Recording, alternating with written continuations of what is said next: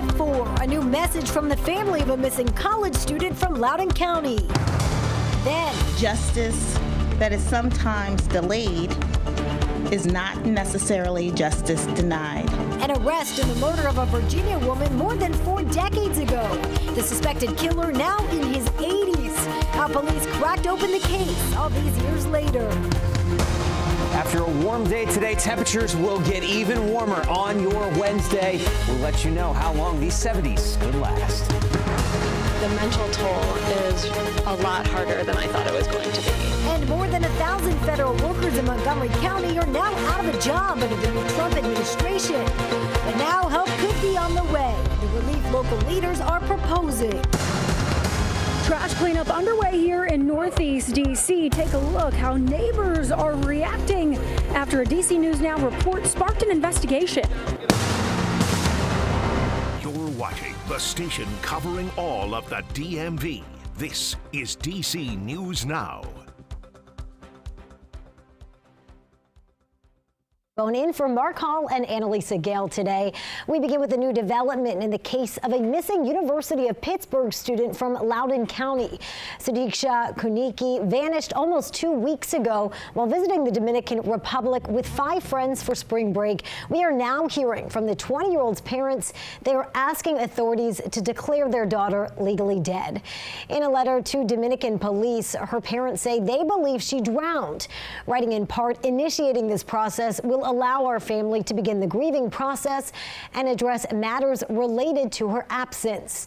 While no declaration can truly ease our grief, we trust that this step will bring some closure and enable us to honor her memory. Now, yesterday, new video surfaced showing her at an outdoor bar with a man who looks like the person officials believe was the last to see her before she disappeared. Joshua Ribe was seen walking out of the prosecutor's office in Punta Cana Friday. The Minnesota student was with her at a beach near her resort. Now, Ribe's attorney says police have confiscated his passport and he's not allowed to leave as that investigation continues. And investigators say Ribe told them that the two went into the ocean together, were caught by a wave and pulled out to sea. And he says he did manage to bring her back to shore, but then lost sight of her. The Loudoun County Sheriff said in a statement today they are working with Dominican authorities and are continuing to review evidence in the case here. Now, developing at 4, a break in a decades-old unsolved murder in Prince George's County. Police have made an arrest in the brutal killing of this Northern Virginia woman. She was found dead more than 4 decades ago in Glen Arden. DC News Now's Liberty Simmons is live at the Prince George's County Police Headquarters with how officers tracked down the suspect all these years later. Liberty, what can you tell us? Well, police say that DNA and genetic genealogy testing helped them crack the case in this 1979 murder. And now 82-year-old Roger Brown is in custody. Her life was unfairly and viciously taken. She was beaten, raped, and killed.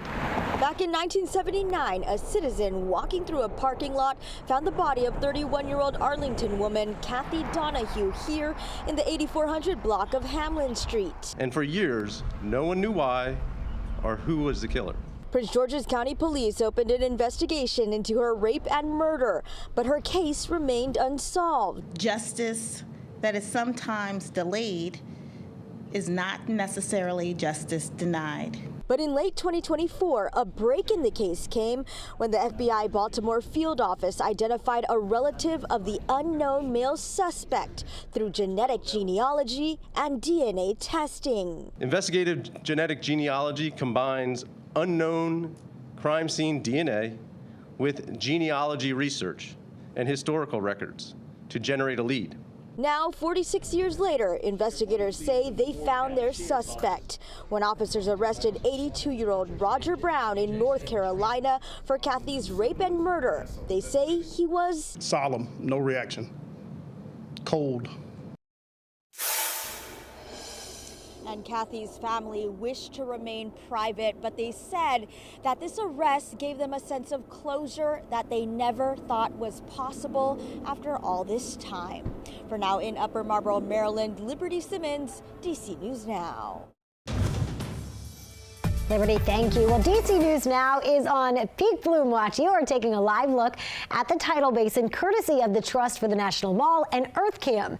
Now, the National Park Service predicts that the cherry blossoms will reach their peak bloom 10 days from now on March 28th.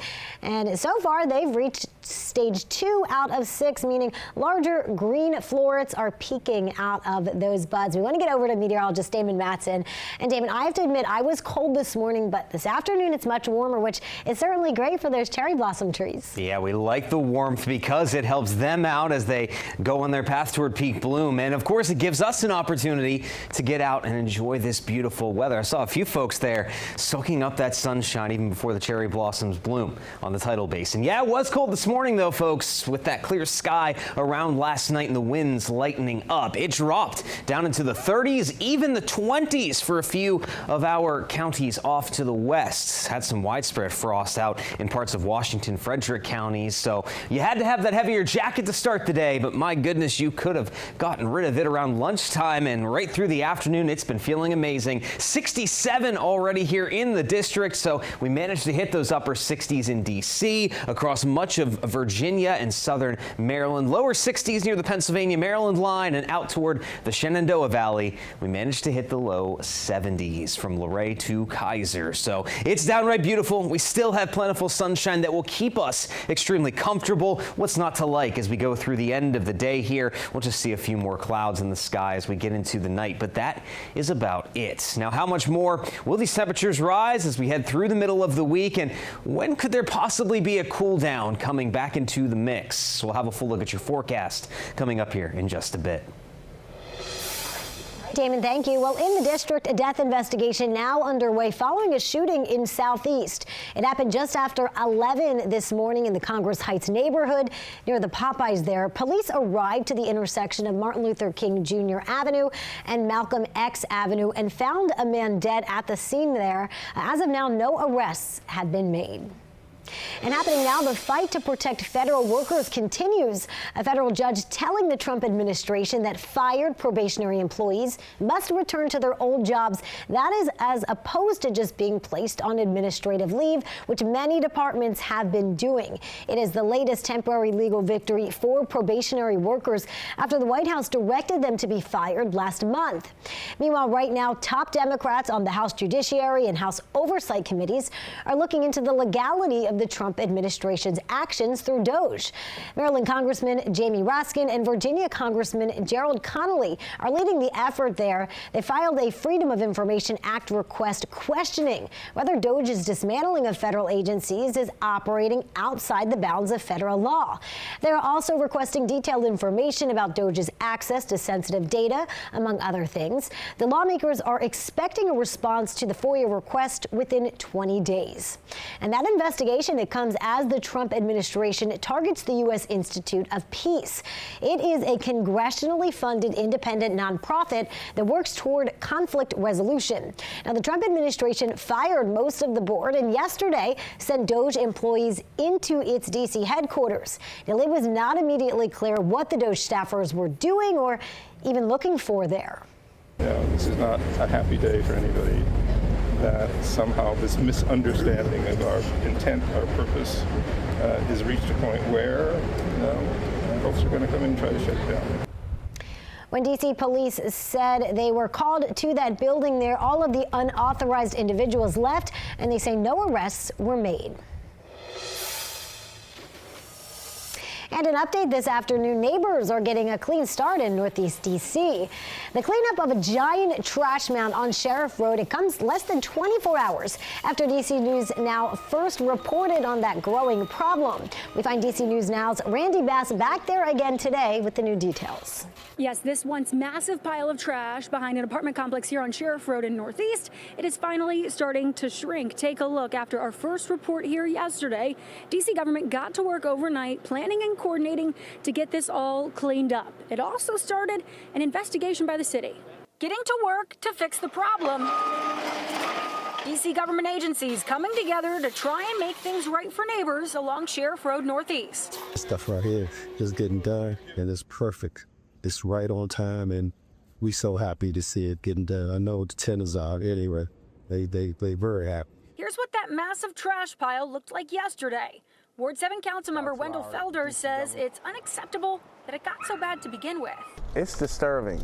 You know, no neighbor in Ward 7 should live like this, and let this be an example that no longer in Ward 7 this type of behavior will be tolerated.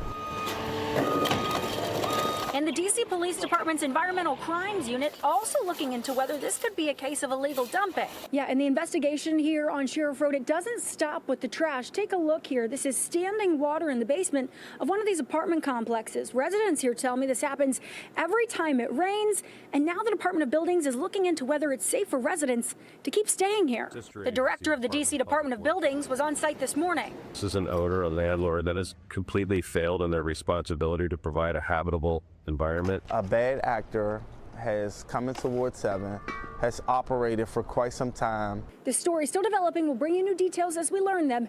In Northeast, I'm Randy Bass, DC News Now. Talk about a lot of trash. I don't think I've ever seen that much out behind a building, so I'm glad that they were able to get that cleared up. Yeah, nasty situation, and I guess a little bit nice that it wasn't too hot just yet. Too hot, you don't want summertime. that smell and the heat, Not and good. also attracting rats out there. Exactly, so yeah, glad they got it cleaned up and everything's kind of moving forward. Yeah.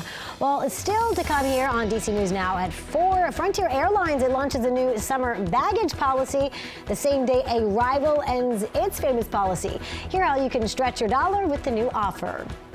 And you are watching DC News Now at 4, covering the news where you live all across the DMV. You are taking a live look outside on this Tuesday afternoon. We'll be back with more news and weather after this. Stay with us.